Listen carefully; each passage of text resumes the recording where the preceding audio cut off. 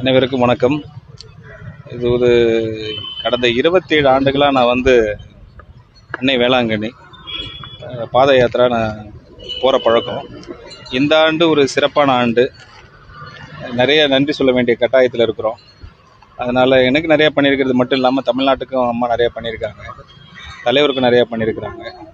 அதோட தொடர்ச்சியாக இந்த 28வது ஆண்டாக நான் மாதாவுக்கு போய் கொடியேற்றுற அன்னைக்கு நன்றி சொல்லிட்டு வரணும்னு சொல்லிட்டு இன்றைக்கி நடப்பயணமாக போயிட்டுருக்கிறேன். ப்ராப்பர் ப்ரொசீஜரோடு தான் போயிட்டுருக்கிறேன். பர்மிஷன்லாம் வாங்கிட்டேன். சிஎம்கிட்டையும் கேட்டுட்டேன், சிஎம் ஆஃபீஸ்கிட்டையும் பர்மிஷன் பண்ணி வாங்கியிருக்கோம். சபாநாயகர்கிட்டையும் கேட்டிருக்கோம். இது என்னோடய ருட்டீன் பழக்கம்தான். அது எப்போதும் சென்னையிலேருந்து போகிற பழக்கம். ஆனால் இந்த வருஷம் இந்த பட்ஜெட் செஷன் போகிறதுனால பாண்டிச்சேரியிலேருந்து ஸ்டார்ட் பண்ணேன் இன்றைக்கி மார்னிங்கு. இப்போ கடலூர் வந்திருக்கோம். இப்போ Cuddalore Chidambaram 28th by 29th morning reach ஆகிடுவேன். பார்த்துட்டு கொடி பார்த்துட்டு ரிட்டர்ன் ஆகிடுறதுக்கு என்னோடய நார்மல் ப்ரொசீஜர் தான். தமிழ்நாடு சட்ட எம்எல்ஏவாக இருக்கீங்க, அமைச்சராக இருக்கீங்க. இதுக்கு முன்னாடி நடந்து போகிறதப்ப எப்படி இருந்தது? இப்போ ஒரு அமைச்சராக நீங்கள் நடந்து போகிறீங்க, இது எப்படி இருக்குது? இல்லை, எனக்கு நார்மலாக தான் இருக்குது. பட் பீப்புள் வெல்கம் பண்ணுறது பார்த்தா தான் ஓவர்வெல்மிங்காக இருக்குது. எல்லா பீப்புள் ரெக்கக்னைஸ் பண்ணுறாங்க, நிறைய விஷயங்களை ரிக்வெஸ்ட் பண்ணுறாங்க. ஏன்னா இது அப்போது நான் 27 வருஷம் போனது பார்த்தீங்கன்னா அது ஜஸ்ட் நார்மல் டிவோட்டியாக போயிட்டு இருந்த பழக்கம் இல்லைங்களா. இப்போ பார்த்தீங்கன்னா நிறைய ரிக்வெஸ்ட் பார்க்குறேன். நிறைய பிரச்சனைகள் அவங்க சொல்லக்கூடிய இடத்துல இருக்கிறாங்க. அது கேட்கக்கூடிய இடத்துல நான் இருக்கிறேன்.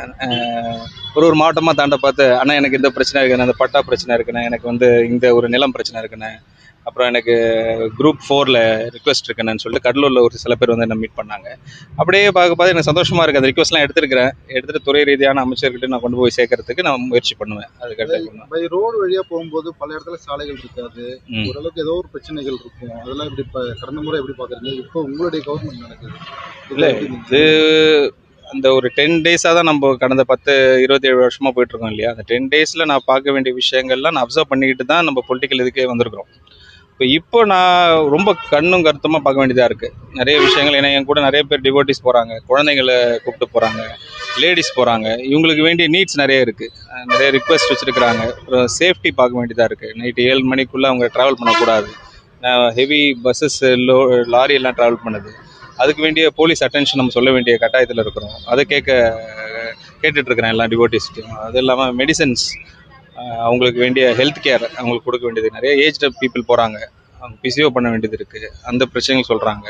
டாய்லெட்ஸ் பிரச்சனைகள் இருக்குது, அந்த பிரச்சனைகளும் அவங்க சொல்ல வேண்டிய இடத்துல இருக்கிறாங்க. அதேமாதிரி அடுத்த ஆண்டில் இதெல்லாம் இன்னும் பர்ஃபெக்ஷனாக பண்ணக்கூடிய இடத்துல நம்ம இருப்போம். இப்போ லட்சக்கணக்கான மக்கள் இந்த கொடியேற்றப்போ குழுவாங்க, அவங்களுக்கு தேவையான ஃபெசிலிட்டி எல்லாமே அங்கே செஞ்சு கொடுக்குறாங்களா? இல்லை என்னென்ன மாதிரி இன்னும் நம்ம அதிகமாக கொண்டு போகலாங்க? என்னென்ன இன்ஃப்ராஸ்ட்ரக்சர்லாம் செய்யலாம்? வேளாங்கண்ணி பொறுத்த வரைக்கும் I think collector have conveyed meeting நினைக்கிறேன். அங்கே district collectors have conveyed meeting with all the departments. அவங்க லாஸ்ட்டு 27 இயர்ஸாக நல்லா தான் பண்ணிகிட்ருக்குறாங்க. பட் அது பார்த்தீங்கன்னா அது கெப்பாசிட்டி ஓவர் ஃபுல் ஆகுது. ஆல்மோஸ்ட் ஒரு 3 lakhs நிற்க வேண்டிய இடத்துல உங்களுக்கு பார்த்தீங்கன்னா 10 லட்சம் 15 லட்சம் பேர். அவங்களுக்கு வேண்டிய டாய்லெட்ஸ் வசதிகள், அப்புறம் பார்த்தீங்கன்னா அவங்களுக்கு சேஃப்டி, அப்புறம் பார்க்கிங்கு, இதெல்லாம் ஒரு ஹிமாலயன் டாஸ்காக இருக்குது. அது ஈஸி கிடையாது.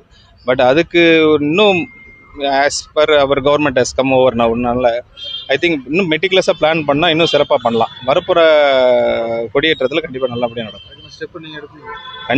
கண்டிப்பாக அதுக்கு வேண்டிய ஸ்டெப்பு நான் ஹானரபிள் சீஃப் மினிஸ்டர் கிட்ட கவனத்துக்கு கொண்டு போயிட்டு அதுக்கு வேண்டிய விஷயங்கள்லாம் நம்ம பண்ணுவோம். வரேன். சட்டப்பேரவையில் லஞ்சம் கொடுத்ததை சொன்னீங்க, அது எதுக்கு இங்கே? அதுவே தவறுன்றாங்க. நீங்க லஞ்சம் கொடுத்ததே தவறுன்னு சொல்றாங்க. அப்படி இல்லை. நான் ஒரு விட்னஸாக தான் இருந்திருக்கேன். நான் விட்னஸ். அது லஞ்சம் கிடையாது. லஞ்சம்ன்றது சென்ஸு அவங்க கட்டாயப்படுத்தியிருக்காங்க. அதாவது ஒரு ப்ராப்பராக டாக்குமெண்ட்ஸ் இருக்க பார்த்து டிலே பண்ணுறாங்க இல்லையா. ப்ராப்பர் டாக்குமெண்ட்ஸ்லாம் கொடுப்போம் இல்லையா, அது டிலே பண்ணதுனால அந்த consortium of schools, conservative colleges feel பண்ணதை நான் ரெப்ரசென்ட் பண்ணியிருக்கேன். அவ்வளோதான். அதுக்கு எவிடன்ஸ் நீங்கள் இது பண்ணலாம்ல சார்? அது ஏன் வச்சுட்டு இருக்கு? எல்லாமே ஒரு டேபிளில் இருக்கு அப்படின்ற மாதிரி சிஎம் சொல்றதும், நீங்களும் வச்சிருக்கேன் அப்படின்னு சொல்றதும் அதே ஒரு மறைக்கிற குற்றச்சாட்டாவே இருக்கு. அப்படிலாம் கிடையாது. அப்போ அவங்கள காப்பாற்ற நீங்களே காப்பாற்ற நினைக்கிறீங்களா? அப்படிலாம் ஒன்றும் கிடையாது. வரப்போகிற நாட்களில் பார்ப்பீங்க எல்லாமே.